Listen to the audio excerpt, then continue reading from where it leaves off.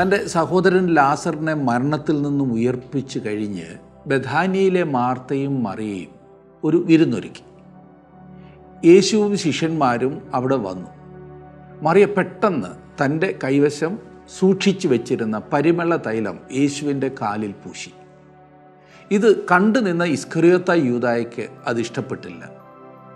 എല്ലാവർക്കും ഇഷ്ടപ്പെടുന്ന ഒരു കാര്യം യൂദ അങ്ങ് പറഞ്ഞു. ഇത് വിറ്റ് ദരിദ്രരെ സഹായിച്ചിരുന്നെങ്കിൽ എത്ര പുണ്യം കിട്ടിയേനെ. കൊള്ളാമല്ലേ? യൂദായുടെ മനസ്സിലിരിപ്പ് എന്തായിരുന്നു എന്ന് യോഹന്നാൻ അവിടെ തന്നെ പറഞ്ഞിട്ടുണ്ട്. ദരിദ്രരോടുള്ള സ്നേഹം കൊണ്ടൊന്നുമല്ല, ഈ പറഞ്ഞതുകൂടി അവൻ്റെ പണസഞ്ചിയിൽ കിട്ടിയിരുന്നെങ്കിൽ മോഷ്ടിക്കാമെന്ന ചിന്ത കൊണ്ടായിരുന്നു അവൻ അങ്ങനെ പറഞ്ഞത്. ക്രിസ്തുവിൻ്റെ പാദപീഠത്തെങ്കിൽ ഇരുന്ന് അവനിൽ നിന്ന് പ്രാപിക്കുന്നത് മുൻഗണന ആക്കിയിട്ടില്ലാത്തവരുടെ മനുഷ്യ സേവനം കാപട്യമാകുന്നു എന്നതിൽ സംശയമില്ല. യൂദായെപ്പോലെ പണം വെട്ടിക്കലാണ് അവരുടെ ഉള്ളിലിരിപ്പ്. സൂക്ഷിക്കുക. യോഹന്നാൻ്റെ സുവിശേഷം 12-ാം അധ്യായത്തിൻ്റെ 7-ാം വാക്യം മുതലാണ് ഇന്ന് നാം പഠിക്കുവാൻ പോകുന്നത്. ആ ഭാഗം എടുത്താട്ട് നമുക്കൊരുമിച്ച് പഠിക്കാം.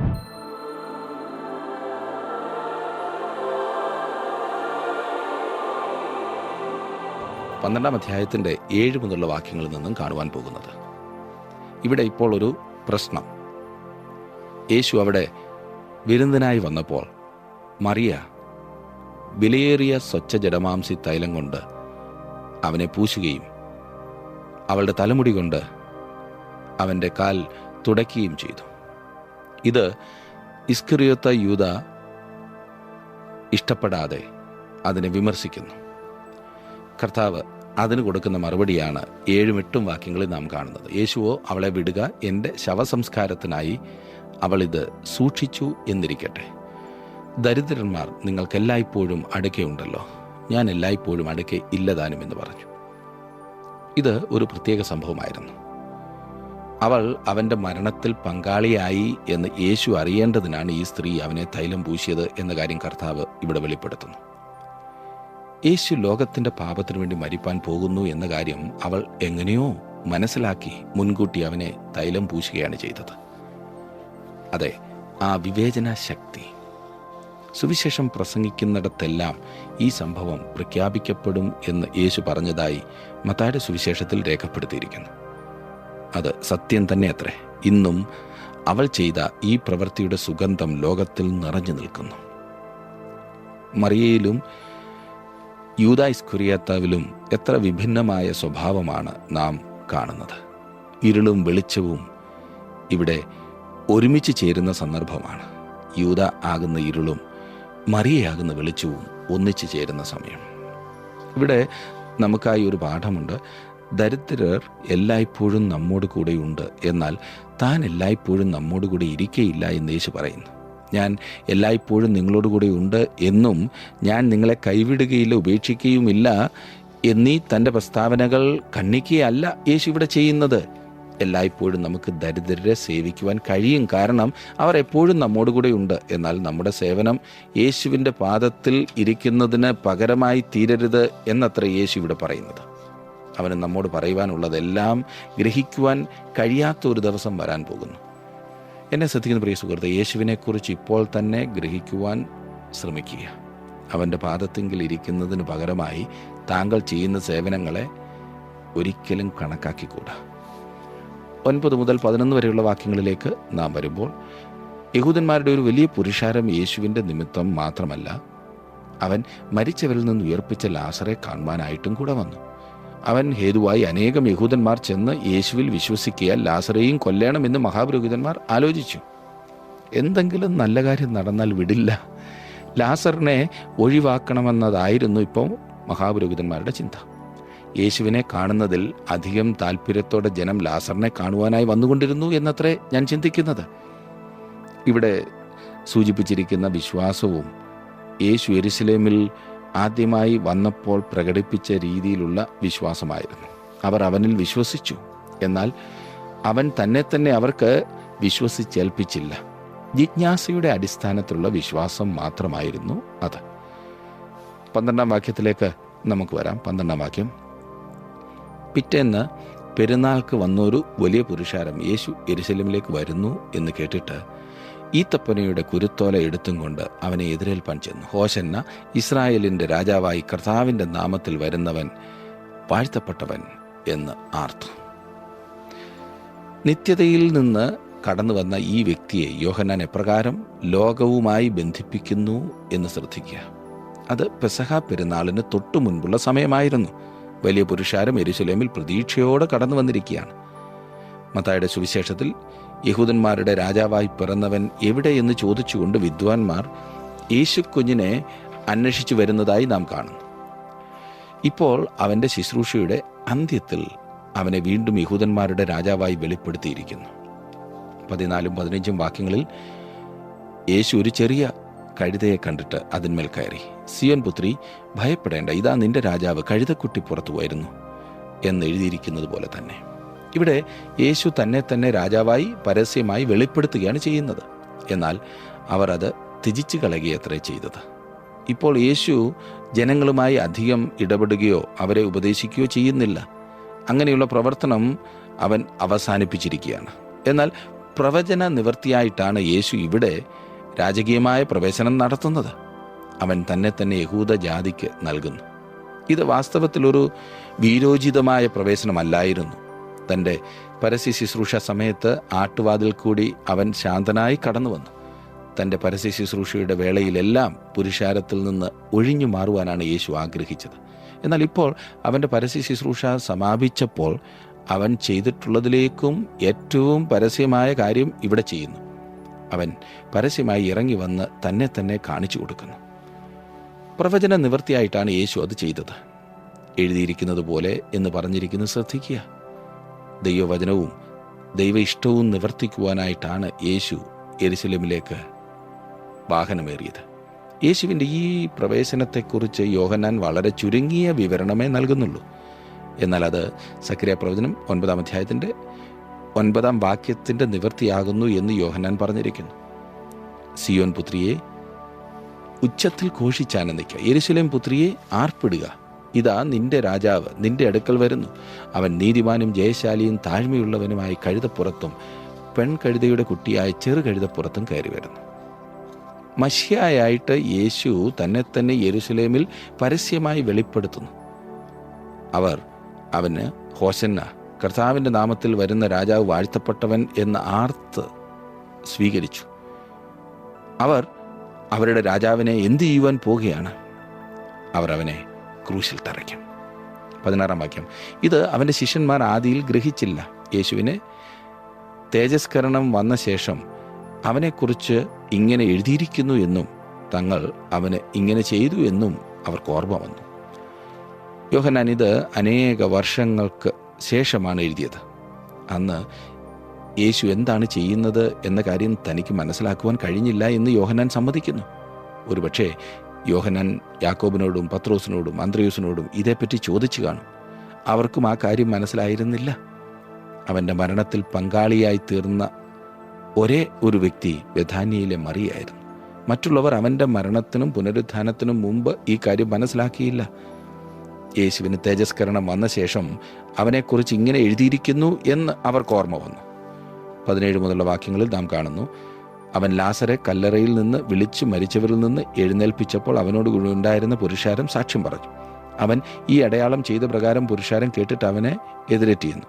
ആകയാൽ പരീശന്മാർ തമ്മിൽ നമുക്ക് ഒന്നും സാധിക്കുന്നില്ലല്ലോ, ലോകം അവൻ്റെ പിന്നാലെ ആയിപ്പോയി എന്ന് പറഞ്ഞു. യേശുവിൻ്റെ അതിശയ പ്രവൃത്തികൾ കാരണം ജനക്കൂട്ടം വളരെ ഉത്സാഹഭരിതരായിരുന്നു. അവരുടെ താല്പര്യം ക്രിസ്തുവിൻ്റെ ആളത്വത്തിൽ അല്ലായിരുന്നു, പിന്നെയോ അവർക്ക് താല്പര്യം ലാസറിലായിരുന്നു. പരീശന്മാർ യേശുവിനെ കൊല്ലുവാൻ ഇറങ്ങിത്തിരിച്ചിരിക്കുകയാണ്. പെരുന്നാളിന് വേണ്ടി വന്ന ജനങ്ങളെ കൊണ്ട് യെരുശലേം നഗരം ജനനിബിഡമായിരുന്നു. യേശുക്രിസ്തുവിന് ക്രൂശിന്മേൽ കയറാതെ തന്നെ കിരീടം പ്രാപിക്കാമായിരുന്നു. എന്നാൽ അവൻ അപ്രകാരം കിരീടം പ്രാപിച്ചിരുന്നെങ്കിൽ, അവൻ അപ്രകാരം ഇന്ന് ഭരണം നടത്തിയിരുന്നെങ്കിൽ ഞാനും നിങ്ങളും ഒരിക്കലും രക്ഷിക്കപ്പെടുമായിരുന്നില്ല. എന്നെയും താങ്കളെയും രക്ഷിക്കുന്നതിന് വേണ്ടി യേശുവിന് ക്രൂശിൽ കയറേണ്ടതായി വന്നു. അത് അവൻ്റെ മരണത്തിന് മുമ്പുള്ള ചുരുങ്ങിയ സമയത്തെ വിജയമായിരുന്നെങ്കിലും അത് അവൻ്റെ വിജയപ്രവേശനമല്ലായിരുന്നു. ഭാവിയിൽ കർത്താതി കർത്താവും രാജാതി രാജാവുമായി പ്രവേശിക്കുമ്പോൾ അതായിരിക്കും അവൻ്റെ വിജയപ്രവേശനം. ഹോശന്ന, കർത്താവിൻ്റെ നാമത്തിൽ വരുന്ന ഇസ്രായേലിൻ്റെ രാജാവ് വാഴ്ത്തപ്പെട്ടവനെന്ന് ആർത്ത് വിളിച്ചവർ എവിടെ? അവർ തന്നെയായിരിക്കും അടുത്ത ദിവസം അവനെ ക്രൂശിക്ക എന്ന് ആർത്ത് അട്ടഹസിച്ചത്. അവർ അവനെ കല്ലറയിൽ വെച്ചിട്ട് പൊയ്ക്കളയാണ് ചെയ്തത്. യേശു തന്നെ രാജാവായി അവർക്ക് വെളിപ്പെടുത്തി. എന്നാൽ അവർ അവനെ ത്യജിക്കുകയാണ് ചെയ്തത്. ഇനിയും യേശു യവനന്മാരുടെ അടുത്ത് ചെല്ലുന്നു. 20 മുതലുള്ള വാക്യങ്ങളിൽ നാം കാണുന്നു, പെരുന്നാളിൽ നമസ്കരിപ്പാൻ വന്നവരിൽ ചില യവനന്മാരുണ്ടായിരുന്നു. ഇവർ ഗലീലയിലെ ബത്സയിദക്കാരനായ ഫിലിപ്പോസിൻ്റെ അടുക്കൽ ചെന്ന് അവനോട്, യജമാനനെ, ഞങ്ങൾക്ക് യേശുവിനെ കാണുവാൻ താല്പര്യമുണ്ട് എന്ന് അപേക്ഷിച്ചു. 22-ാം വാക്യത്തിൽ ഫിലിപ്പോസ് ചെന്ന് അന്ത്രയോസിനോട് പറഞ്ഞു. അന്ത്രയോസും ഫിലിപ്പോസും കൂടെ ചെന്ന് യേശുവിനോട് പറഞ്ഞു. യേശു ദേവാലയത്തിൽ പ്രവേശിച്ചു കഴിഞ്ഞിരുന്നു എന്ന് വിചാരിക്കാവുന്നതത്രേ. ദേവാലയത്തിൽ സ്ത്രീകൾക്കൊരു പ്രാകാരവും ജാതികൾക്ക് ഒരു പ്രാകാരവും ഉണ്ടായിരുന്നു. യവനന്മാർക്ക് യേശു ആയിരുന്ന സ്ഥലത്തേക്ക് കടന്നു പോകുവാൻ കഴിയുമായിരുന്നില്ല. ഫിലിപ്പോസിൻ്റെ പേര് ഗ്രീക്ക് നാമമായിരുന്നു. ഫിലിപ്പോസിന് ഗ്രീക്ക് ഭാഷ വശമായിരുന്നു എന്നും ചിന്തിക്കാം. അതുകൊണ്ടായിരിക്കണം യവനന്മാർ അവൻ്റെ അടുക്കൽ വന്നത്. ഫിലിപ്പോസ് ശാന്തനും അതേസമയം അലസനും ആയിരുന്നിരിക്കാം. അവൻ സഹായത്തിനായി അന്ത്രയോസിൻ്റെ അടുത്ത് പോകുന്നു. അവർ രണ്ടുപേരും കൂടി യവനന്മാരെ യേശുവിൻ്റെ അടുത്ത് കൊണ്ടുവരുന്നു. 23-24 വാക്യങ്ങളിൽ യേശു അവരോട് ഉത്തരം പറഞ്ഞത്, മനുഷ്യപുത്രൻ തേജസ്കരിക്കപ്പെടുവാനുള്ള നാഴിക വന്നിരിക്കുന്നു. ആമേൻ ആമേൻ, ഞാൻ നിങ്ങളോട് പറയുന്നു, ഗോതമ്പ് മണി നിലത്ത് വീണ് ചാകുന്നില്ല എങ്കിൽ അത് തനിയെ ഇരിക്കും. ചത്തുവെങ്കിലോ വളരെ വിളവുണ്ടാകും. നമ്മുടെ കർത്താവ് എപ്പോഴെങ്കിലും ആമേൻ എന്ന് പറഞ്ഞുകൊണ്ട് എന്തെങ്കിലും പറയാൻ ആരംഭിച്ചാൽ ഒരു പ്രധാന കാര്യം പറയുവാൻ പോകുന്നു എന്നാണ് അർത്ഥം. ആമേൻ ആമേൻ എന്ന് 2 പ്രാവശ്യം പറഞ്ഞാൽ കാര്യം ഏറ്റവും പ്രധാനപ്പെട്ട ഒന്നായിരിക്കും. 25-ാം വാക്യത്തിൽ നാം കാണുന്നു, തൻ്റെ ജീവനെ സ്നേഹിക്കുന്നവൻ അതിനെ കളയും, ഇഹലോകത്തിൽ തൻ്റെ ജീവനെ പകയ്ക്കുന്നവൻ അതിനെ നിത്യജീവനായി സൂക്ഷിക്കും. യേശു അവരോട് ഉത്തരം പറഞ്ഞത് എന്ന് 23-ാം വാക്യത്തിൽ കാണുന്നു. അവർ എന്ന് പറഞ്ഞിരിക്കുന്നതിൽ 2 ശിഷ്യന്മാരും യവനന്മാരുമാണ് ഉൾപ്പെടുന്നത്. അവരോട് സംസാരിക്കുവാനായി യേശു പുറത്തേക്ക് വന്നു. അവനെ കാണണമെന്ന് താല്പര്യപ്പെട്ടു വരുന്ന യാതൊരുത്തരെയും അവൻ അനുവദിക്കാതിരുന്നിട്ടില്ല എന്നതത്രേ ഇവിടുത്തെ ഏറ്റവും പ്രധാനപ്പെട്ട കാര്യം. യേശുവിനെക്കുറിച്ചും അവൻ്റെ അതിശയ പ്രവൃത്തികളെക്കുറിച്ചും, പ്രത്യേകിച്ച് ലാസറിനെ മരിച്ചവരിൽ നിന്ന് ഉയർത്തെഴുന്നേൽപ്പിച്ചതുമെല്ലാം അവർ കേട്ടിരുന്നത് കൊണ്ടായിരിക്കണം യവനന്മാർ യേശുവിനെ കാണുവാൻ താല്പര്യപ്പെട്ടത്. ഇപ്പോൾ അവൻ അവരുടെ ശ്രദ്ധ ക്രൂശിങ്കിലേക്ക് തിരിക്കുന്നു. യേശു ക്രൂശിൻ്റെ നിഴലിലായിരുന്നു. നാഴിക വന്നിരിക്കുന്നു എന്ന് അവൻ അവരോട് പറയുന്നു. ഏതിനുള്ള നാഴികയാണ്? താൻ എന്തിനു വേണ്ടി നിത്യതയിൽ നിന്ന് കടന്നു വന്നുവോ, എന്തിനു വേണ്ടി അവൻ്റെ ജീവിതം മുന്നോട്ട് നയിച്ചുവോ, ആ സംഭവത്തിനുള്ള സമയം വന്നിരിക്കുന്നു. തൻ്റെ ശുശ്രൂഷയുടെ ആരംഭത്തിൽ യേശു തൻ്റെ അമ്മയോട്, എൻ്റെ നാഴിക ഇതുവരെ വന്നിട്ടില്ല എന്ന് പറഞ്ഞത് ഓർമ്മിക്കുന്നുണ്ടല്ലോ. ഇപ്പോൾ അവൻ്റെ നാഴിക വന്നിരിക്കുന്നു. അവൻ ക്രൂശിങ്കിലേക്ക് പോവുകയായിരുന്നു. റോമൻ ജനത ചിന്തിച്ചിരുന്നതിൽ നിന്നും വളരെ വ്യത്യസ്തമായ ചിന്താഗതിയായിരുന്നു യേശുവിന് ക്രൂശിനെക്കുറിച്ചുണ്ടായിരുന്നത്. റോമാക്കാർക്ക് ക്രൂശ് അപമാനത്തിൻ്റെയും നിന്ദയുടെയും പ്രതീകമായിരുന്നു. അത് അവർ കഴുകുമരമായിട്ട് അത്രേ കണ്ടിരുന്നത്. മരണത്തോളം, ക്രൂശിലെ മരണത്തോളം തന്നെ അവൻ അനുസരണമുള്ളവനായി തീർന്നു. എന്തിനു വേണ്ടി? മരത്തിന്മേൽ തൂങ്ങുന്നവനെല്ലാം ശപിക്കപ്പെട്ടവൻ എന്നെഴുതിയിരിക്കുന്നത് പോലെ ക്രിസ്തു നമുക്ക് വേണ്ടി ശാപമായി തീർന്നു. ന്യായപ്രമാണത്തിൻ്റെ ശാപത്തിൽ നിന്ന് നമ്മെ വിലയ്ക്ക് വാങ്ങി. ഗലാത്യ ലേഖനം 3-ാം അധ്യായത്തിന് 13-ാം വാക്യം. 3-ാം ദിവസം അവൻ മരിച്ചവരിൽ നിന്ന് ഉയർത്തെഴുന്നേൽക്കുകയും ബഹുമാനവും തേജസ്സും അണിയുകയും ചെയ്തു. തൻ്റെ മുമ്പിൽ വെച്ചിരുന്ന സന്തോഷമോർത്ത് അവൻ അപമാനം അലക്ഷ്യമാക്കി ക്രൂശിനെ സഹിക്കുകയും ദൈവസിംഹാസനത്തിൻ്റെ വലത്തുഭാഗത്തിരിക്കുകയും ചെയ്തു. ദൈവ തേജസ് ആ ക്രൂശിൽ നാം കാണുന്നു. മനുഷ്യപുത്രൻ തേജസ്കരിക്കപ്പെടുവാനുള്ള നാഴിക വന്നിരിക്കുന്നു എന്ന് യേശു പറയുവാൻ കാരണം അതത്രേ. എന്നെ ശ്രദ്ധിക്കുന്ന പ്രിയ സുഹൃത്തെ, അവൻ എനിക്കും നിങ്ങൾക്കും വേണ്ടി മരിച്ചപ്പോൾ അവൻ തേജസ്സുള്ളവനായി തീരുകയാണ് ചെയ്തത്. അവൻ ആ കല്ലറയിൽ നിന്ന് പുറത്തു വന്നപ്പോൾ അവൻ തേജസ്കരിക്കപ്പെട്ടു. കരുണ, പാപക്ഷമ എന്നിവ യേശുവിൻ്റെ ക്രൂശിൽ കാണുവാൻ കഴിയുന്നു. തുടർന്ന് ഗോതമ്പിൻ്റെ ഭൗതിക ഘടന വിശദീകരിച്ചുകൊണ്ട് നമ്മുടെ കർത്താവ് ഒരു വലിയ തത്വം പഠിപ്പിക്കുന്നു. മണ്ണിൽ കുഴിച്ചിട്ട ഗോതമ്പ് മണി ചാകുന്നു എങ്കിലും അത് മുളച്ച് തൈയാകുകയും ഗോതമ്പ് കതിറുണ്ടാകുകയും നല്ല വിള ലഭിക്കുകയും ചെയ്യുന്നു. ഫലം ഉണ്ടാകണമെന്നുണ്ടെങ്കിൽ കോതമ്പുമണി ചാകേണ്ടത് ആവശ്യമാണ്. യേശുക്രിസ്തുവിൻ്റെ ജീവചരിത്രവും സുവിശേഷങ്ങളും വായിച്ചിട്ടുള്ളതിനാൽ തങ്ങൾ യേശുവിനെ കണ്ടിട്ടുണ്ട് എന്നാണ് അനേകരുടെയും ചിന്ത. അവർ ചരിത്രപുരുഷനായ യേശുവിനെ കണ്ടിരിക്കാം, എന്നാൽ യേശുവിൻ്റെ മരണ പുനരുത്ഥാനം ഇത് ഗ്രഹിക്കാത്തിടത്തോളം കാലം അവർ യേശുവിനെ കണ്ടിട്ടില്ല. അതത്ര സത്യം. അവൻ വീണ്ടെടുപ്പിൻ്റെ മരണമാണ് സഹിച്ചത്. നമുക്ക് ജീവൻ ഉണ്ടാകേണ്ടതിനായിട്ടാണ് യേശു തൻ്റെ ജീവനെ മരണത്തിന് ഏൽപ്പിച്ചു കൊടുത്തത്. താങ്കൾക്ക് വേണ്ടിയാകുന്നു യേശു ക്രൂശിൽ മരിച്ചത് എന്ന് താങ്കൾ മനസ്സിലാക്കാത്തിടത്തോളം കാലം താങ്കൾ യേശുവിനെ വാസ്തവത്തിൽ കണ്ടിട്ടില്ല. ലോകത്തിൻ്റെ പാപങ്ങൾക്ക് വേണ്ടി മരിച്ചവൻ അവിടുന്ന് മാത്രമാണ്. യേശുവിനെ കാണുവാൻ വന്ന യവനന്മാരോട് ഈ കാര്യങ്ങൾ പറഞ്ഞത് വിചിത്രമായി തോന്നിയേക്കാം. ശാരീരികമായി തന്നെ കാണുന്നതിൽ അധികമായി ചില കാര്യങ്ങളുണ്ട് എന്നത്ര യേശു അവരോട് പറയുന്നത്. താൻ മരിക്കുവാൻ പോകുന്നു എന്ന കാഴ്ച ലഭിക്കുകയാണ് ഏറ്റവും പ്രധാനപ്പെട്ട സംഗതി. അവൻ മണ്ണിൽ വയ്ക്കപ്പെടുവാൻ പോകുകയാണ്. ആ കോതമ്പുമണി ചാകുമ്പോൾ അത് ജീവനുളവാക്കുന്നു. അവൻ മരിച്ചു, എന്നാൽ വീണ്ടും ഉയർത്തെഴുന്നേറ്റു. അത് കാണേണ്ടത് ഏറ്റവും പ്രാധാന്യമർഹിക്കുന്ന കാര്യമാത്രേ. തുടർന്ന് യേശു വലിയ സത്യങ്ങൾ അവർക്ക് വിശദീകരിച്ചു കൊടുക്കുന്നു. 2 വിധത്തിലുള്ള ജീവനുണ്ട്. അവ പരസ്പരം വിപരീതമായി ഇവിടെ ചൂണ്ടിക്കാണിക്കുന്നു. മാനസിക ജീവനുണ്ട്. ഈ ലോക കാര്യങ്ങളിൽ സുഖം കണ്ടെത്തുകയും വികാരങ്ങൾക്കനുസരിച്ച് പ്രവർത്തിച്ച് സംതൃപ്തി കണ്ടെത്തുകയും ചെയ്യുന്ന ജീവനാണത്. തൻ്റെ ജീവനെ സ്നേഹിക്കുന്നവൻ എന്നിവിടെ സൂചിപ്പിച്ചിരിക്കുന്നത് നമുക്കിവിടെയുള്ള ഈ ശാരീരികവും സ്വാഭാവികവുമായ ജീവനെയാണ്. അതിനെ ആസ്വദിക്കുവാനും ഉത്തേജിപ്പിക്കുവാനും നിറപ്പകിട്ടാർക്കുവാനും നമുക്ക് കഴിയും. എങ്കിലും എന്താണ് സംഭവിക്കാൻ പോകുന്നതെന്ന് താങ്കൾക്കറിയാമോ? ഒരിക്കൽ താങ്കൾ മരിക്കും. താങ്കളുടെ ശാരീരിക ജീവൻ താങ്കൾക്ക് നഷ്ടമാകും. പറയുന്നത് ദുഃഖകരമെങ്കിലും സ്നേഹിതരെ, താങ്കളുടെ ജീവൻ ഒരിക്കൽ നഷ്ടമാക്കും എന്നതാണ് സത്യം. തൻ്റെ ജീവനെ സ്നേഹിക്കുന്നവൻ അതിനെ കളയും. ഇവിടെ താങ്കൾ അതിനെ ദൂർത്തടിച്ചാൽ താങ്കൾക്ക് നഷ്ടമായി തീരും എന്നാണ് അർത്ഥം. തുടർന്ന് നമ്മുടെ കർത്താവ് അതിൽ നിന്നും വ്യത്യസ്തമായ ഒരു കാര്യം കൂടി പറയുന്നു. ഇഹലോകത്തിൽ തൻ്റെ ജീവനെ പകയ്ക്കുന്നവൻ അതിനെ നിത്യജീവനായി സൂക്ഷിക്കും. ഈ ലോകത്തിന് വേണ്ടിയോ ലൗകിക കാര്യങ്ങൾക്ക് വേണ്ടിയോ ജീവിക്കാതിരുന്നാൽ താങ്കളുടെ ജീവനെ നിത്യതയ്ക്കായി സൂക്ഷിക്കും എന്നത്രേ അതിൻ്റെ അർത്ഥം. എന്തിൽ നിന്നാണ് നിത്യജീവൻ ലഭിക്കുന്നത്? നിലത്ത് വീണ് ചാകുകയും വീണ്ടും ഉയർത്തെഴുന്നേൽക്കുകയും ചെയ്ത കോതമ്പുമണിയാകുന്ന യേശുക്രിസ്തുവിൻ്റെ മരണത്തിൽ കൂടിയാണ് നിത്യജീവൻ ലഭിക്കുന്നത്.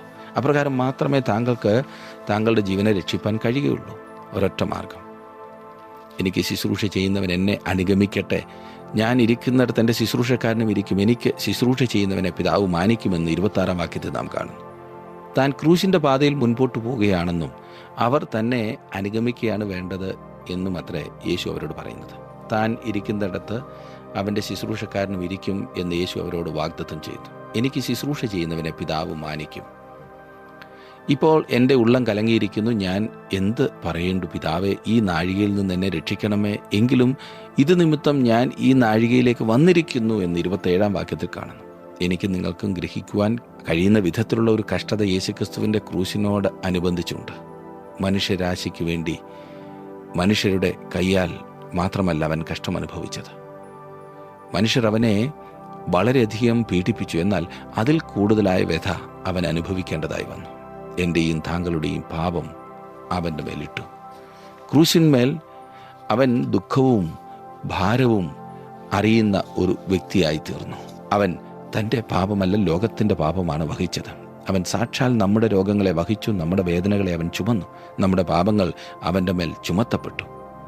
അവൻ നമുക്ക് വേണ്ടി പാപമായി തീർന്നു. അവനെ തകർത്ത് കളവാൻ യഹോവയ്ക്ക് ഇഷ്ടം തോന്നി. അവന് കഷ്ടം വരുത്തി. അവൻ്റെ പ്രാണൻ ഒരു അകൃത്യയാഗമായി തീർന്നു എന്ന് നാം വായിക്കുന്നു. അവൻ വിശുദ്ധനും നിഷ്കളങ്കനും പാപികളോട് വേർപെട്ടവനുമായിരുന്നെങ്കിലും അവൻ എനിക്കും താങ്കൾക്കും വേണ്ടി പാപമായി തീർന്നു. എനിക്കും താങ്കൾക്കും മനസ്സിലാക്കുവാൻ കഴിയാത്ത ഒരു വ്യഥ ഇതിൽ ഉൾക്കൊള്ളുന്നുണ്ട്. അവൻ്റെ പ്രാണൻ ഉഗ്രഭീതിയിലായി. അവൻ ക്രൂശിനെ സമീപിച്ചിരിക്കുകയാണ്. ക്രൂശിൽ മരിക്കുവാനും അതിൻ്റെ നിന്ദ സഹിക്കുവാനുമായിട്ടാണ് അവൻ ഈ ലോകത്തിലേക്ക് വന്നത്. ക്രൂശിൽ മഹത്വവും കാണുന്നു. അതിനെക്കുറിച്ചാണ് നാം കൂടുതൽ ചിന്തിക്കുവാൻ, അവന് നന്ദി കരേറ്റുവാൻ സമയമെടുക്കേണ്ടത്. പൗലോസ് അപ്പോസ്തലൻ ഗലാത്യ ലേഖനത്തിൽ പറയുന്നു, എനിക്കോ നമ്മുടെ കർത്താവായ യേശു ക്രിസ്തുവിനെ ക്രൂശിലല്ലാതെ പ്രശംസിപ്പാൻ ഇടവരരുത്, അവനാൽ ലോകം എനിക്കും ഞാൻ ലോകത്തിനും ക്രൂശിക്കപ്പെട്ടിരിക്കുന്നു എന്ന്. മുകളിലത്തെ 2 വാക്യങ്ങളുമായി ഇത് ഇപ്രകാരം ബന്ധപ്പെട്ടിരിക്കുന്നു എന്ന് നിങ്ങൾക്ക് കാണുവാൻ കഴിയുന്നുണ്ടോ? നമ്മുടെ കർത്താവ് ഏറ്റവും പരമമായ യാഗത്തെ അഭിമുഖീകരിക്കുകയാണ്. മനുഷ്യകുലത്തിനു വേണ്ടി അല്പസമയത്തിനുള്ളിൽ അവൻ തൻ്റെ ജീവനെ മറുവിലയായി കൊടുപ്പാൻ പോകുകയാണ്.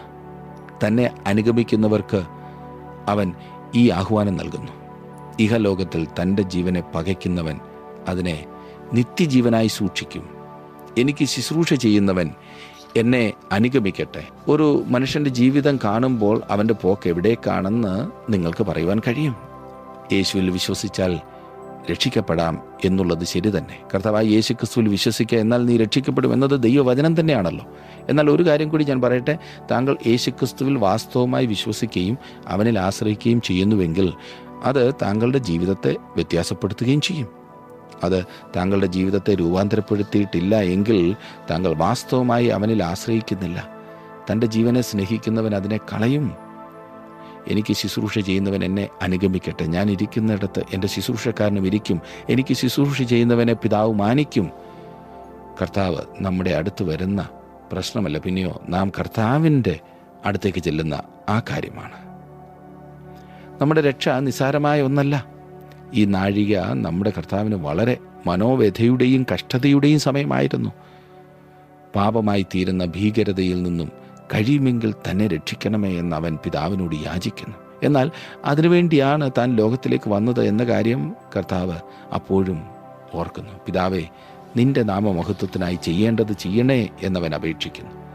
28-ാം വാക്യത്തിൽ, പിതാവേ, നിന്റെ നാമത്തെ മഹത്വപ്പെടുത്തണമേ.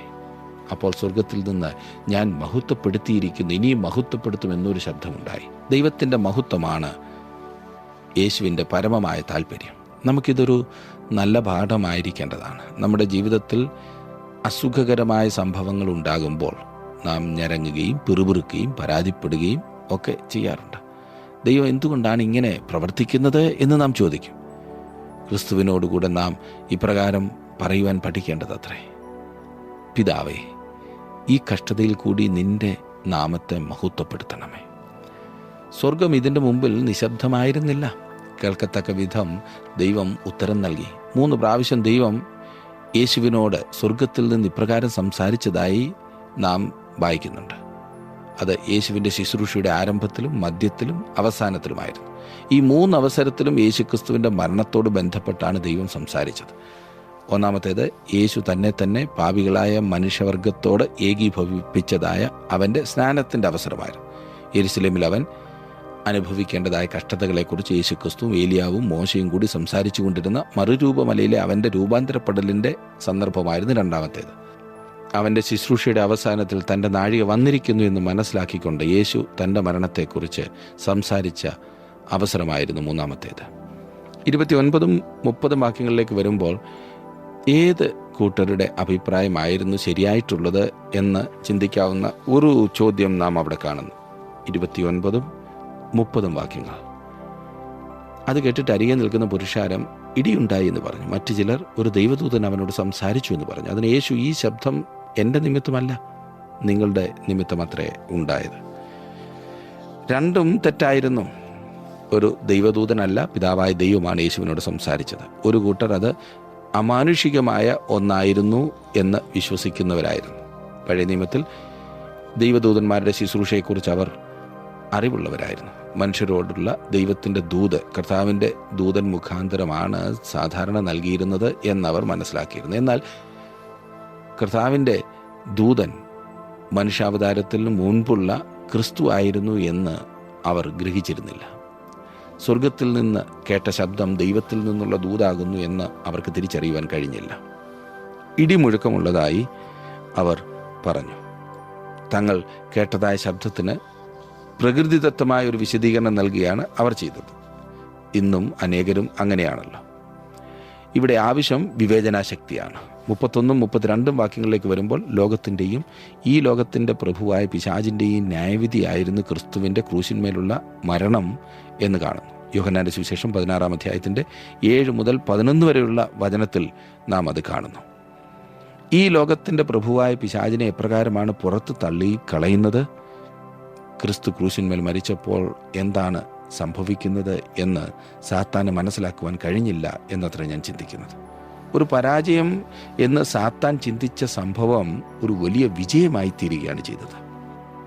യേശുക്രിസ്തുവിനെ മനുഷ്യൻ്റെ മുൻപിൽ ഉയർത്തി കാണിക്കേണ്ടതും വീണ്ടെടുപ്പിന് വേണ്ടിയുള്ള അവൻ്റെ മരണത്തിന് പ്രാധാന്യം കൊടുക്കേണ്ടതും എത്രമാത്രം അത്യാവശ്യമാണെന്ന് മനസ്സിലാക്കേണ്ടതത്രേ.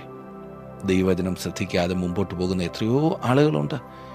ക്രൂശിക്കപ്പെട്ടവനായ കർത്താവായ യേശു ഇക്കാലത്ത് സഭകളിൽ ഉയർത്തപ്പെടുന്നില്ല, സുവിശേഷം പ്രസംഗിക്കപ്പെടുന്നില്ല.